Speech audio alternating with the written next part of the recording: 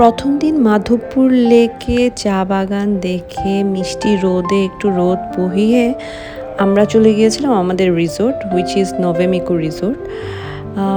এখানে অনেকগুলো অনেক টাইপের হাউস আছে, মাড হাউস আছে, আরও অনেক ধরনের হাউস আছে, but we took this one because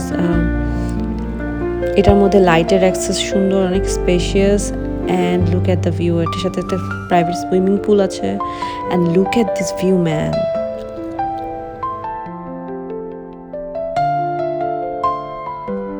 আমি তো সকালবেলা জাস্ট আমার কোথাও যাওয়া লাগে না, আমি অনেকক্ষণ এই বারান্দায় বসেছিলাম। অনেক সময় হয় না, অনেকে আছে যে জাস্ট শহর থেকে একটু দূরে কোথাও থাকতে চায়, এমন কোথাও থাকতে চায় যেখান থেকে পুরো ভিউ দেখা যাবে, বেস্ট ভিউ দেখা যাবে। So you can consider this place for that purpose.